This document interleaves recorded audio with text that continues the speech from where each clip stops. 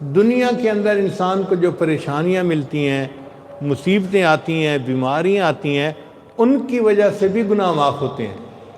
حدیث مبارکہ میں ہے کہ کئی مرتبہ بیمار آدمی شفا یاب ہوتا ہے، اس کے سارے گناہ معاف ہو چکے ہوتے ہیں۔ اس لیے دنیا کی پریشانیوں پر غمزدہ ہونے کی ضرورت نہیں ہے، اللہ اس کے بدلے گناہ معاف کرتے ہیں۔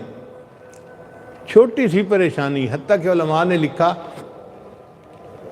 کسی بندے کے گھر میں چراغ جل رہا تھا، ہوا کا جھونکا آیا اور چراغ بجھ گیا، اور چراغ کے بجھنے پر اس نے انا للہ پڑھ لی، اس چراغ کے بجھنے پر بھی اللہ اس کے گناہوں کو معاف فرما دیتے ہیں۔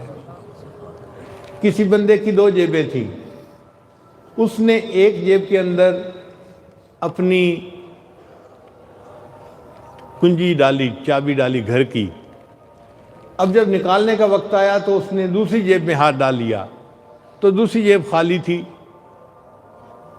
تو جب خالی تھی تو اس کو ایک ذہنی صدمہ ہوا، اوہ میری چابی کہاں گئی؟ اور 1 منٹ کے اندر اس نے جب دوسری جیب میں دیکھا تو چابی مل گئی۔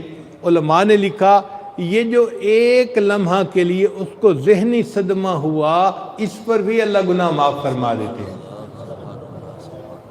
تو جب ہر تکلیف پر، مصیبت پر ہمارے گناہ معاف ہوتے ہیں تو پریشان ہونے کی کیا بات ہے؟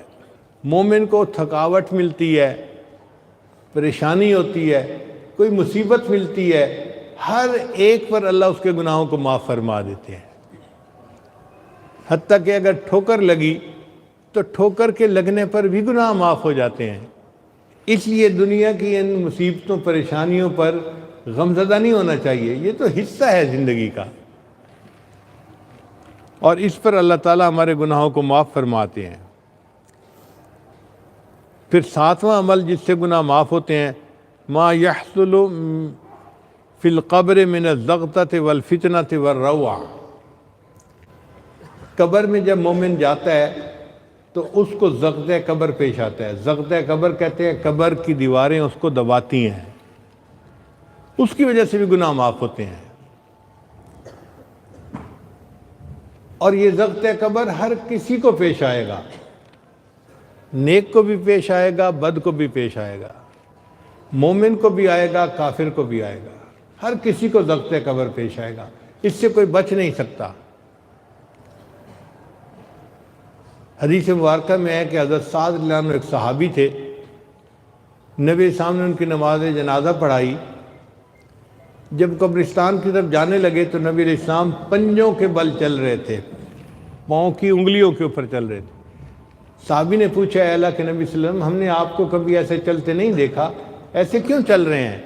نبی علیہ السلام نے فرمایا سعد کی نماز جنازہ میں شرکت کے لیے اتنے فرشتے آسمان سے اتر آئے، مجھے پاؤں رکھنے کی جگہ نہیں مل رہی۔ اتنے ہزاروں فرشتے ان کی نماز جنازہ میں شرکت کے لیے آسمان سے اتر آئے، اور نبی علیہ السلام نے فرمایا کہ اللہ کا عرش بھی سعد کی موت پر 3 دن تک روتا رہا۔ ایسے مقبول اللہ کے بندے کہ نبی علیہ السلام نماز جنازہ پڑھا رہے ہیں، ان کو کفنا رہے ہیں، دفنا رہے ہیں، اور فرشتے ان کی نماز جنازہ میں پڑھنے کے لیے آ رہے ہیں۔ تو نبی علیہ السلام جب ان کو دفن کر کے فارغ ہوئے تو نبی علیہ السلام نے فرمایا سعد کو بھی زغطۂ قبر پیش آیا۔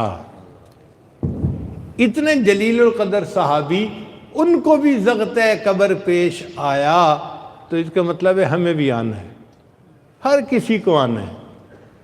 اب مومن کے دل میں ڈر آتا ہے کہ زغطۂ قبر کیوں پیش آئے گا بھئی، اگر کوئی نیک ہے اور اتنا اونچے مقام والا ہے۔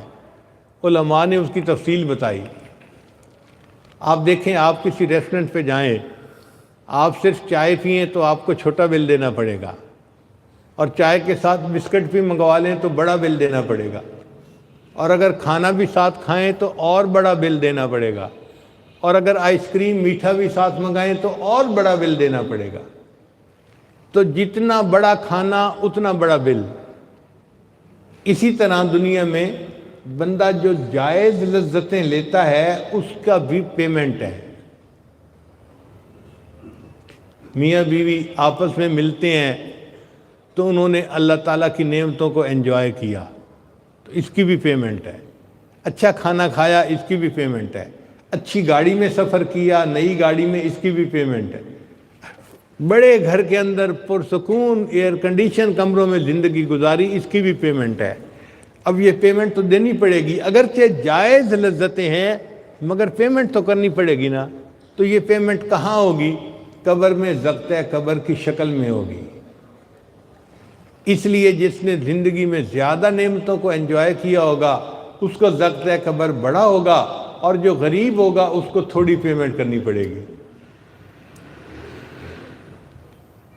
اب یہاں ایک بات اور سمجھ لیجئے کہ ضبط قبر تو مومن کو پیش آئے گا، مگر کوئی پریشانی والی بات نہیں ہے کہ اس پر بھی گناہ معاف ہوں گے۔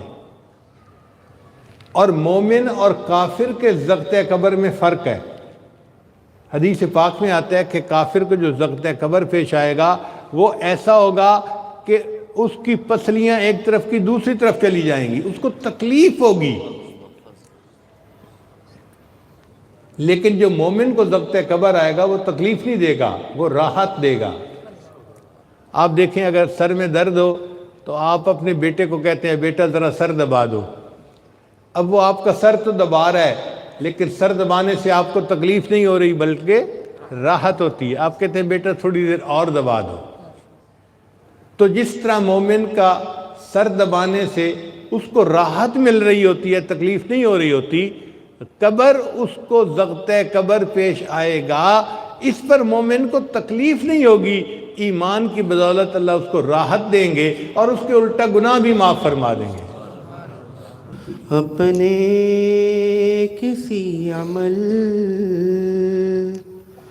پہ سہارا ہی نہیں ہے، اپنے کسی عمل پہ سہارا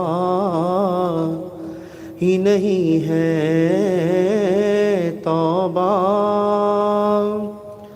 توبہ کیے بغیر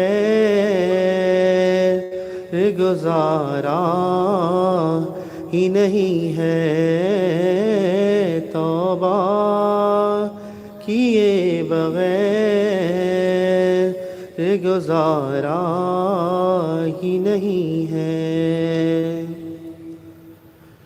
سنتا بھی ہے سوال وہ، دیتا بھی ہے جواب،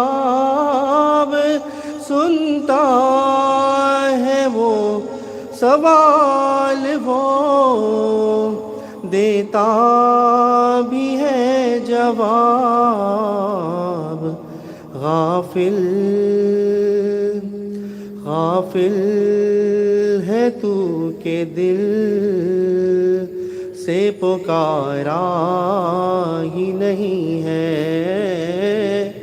غافل ہے تو کہ دل سے پکارا ہی نہیں ہے، توبہ کیے بغیر گزارا ہی نہیں ہے۔